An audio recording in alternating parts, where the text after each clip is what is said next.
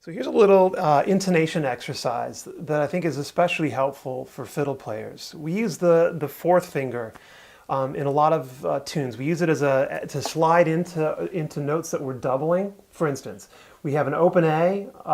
We'll oftentimes slide with our fourth finger into the A on the D string to sort of double that open A that we're playing, give it a fatter sound, but also to kind of scoop the note. You see how I'm sliding into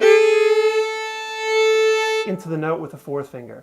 That's one really common use of the fourth finger in fiddle music. And it's not just on the A string, it's on any open string that you're playing for a longer duration, like a quarter note or a half note.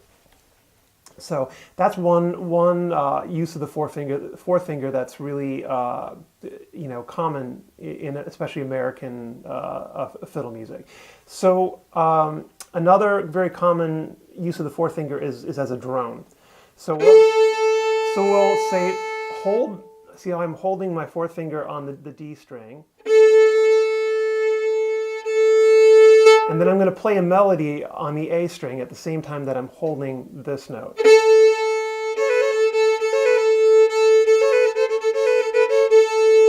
Really common in tunes, especially in the key of A, tunes like Sally Gooden. I'm playing a piece of it there.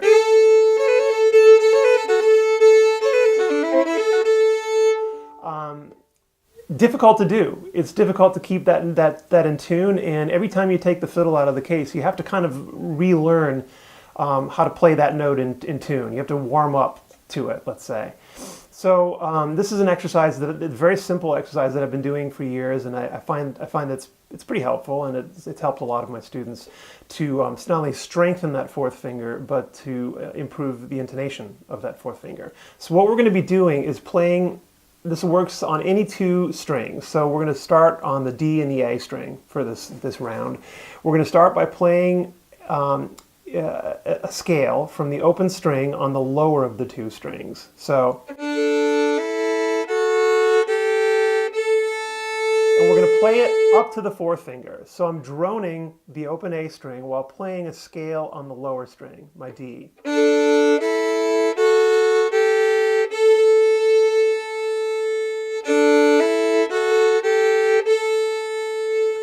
Now, I would recommend going very slowly when you're doing this so that you can listen closely to the notes to make sure that you're in tune. And if you're not in tune, stop and correct. That's a valuable, important part of this exercise. Now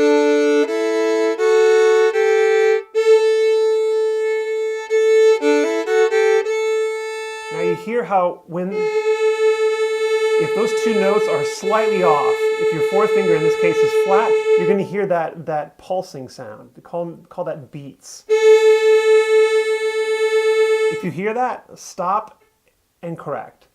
Just change don't even shift the fourth finger at first. Just kind of adjust the angle of it. You see how I'm laterally adjusting the angle of it to make that pulsing sound go away.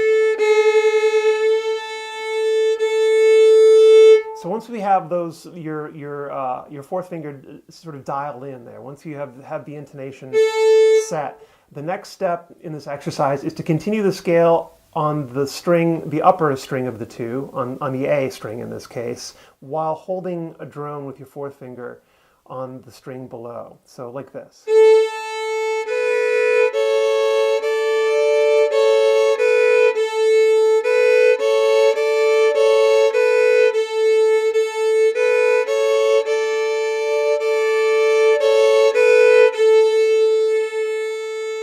Again, go very, very slowly and listen. This is as much a listening exercise as it is a playing exercise. So you can hear how that note sounds slightly off. See if you can determine which note is off. If you really can't tell, then go back to the fourth finger played against the open string. It's much easier to hear when you're playing unison, two of the same notes at the same time. It's much easier to hear a wrong note or an off note, or hear if that one note is out of tune when it's unison, because you'll get those beats. Pretty unmistakable. So once you've tuned that again, start again.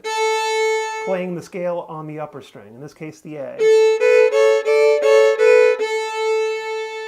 Once you've had a few rounds of playing that scale against the fourth finger drone, let's go back down.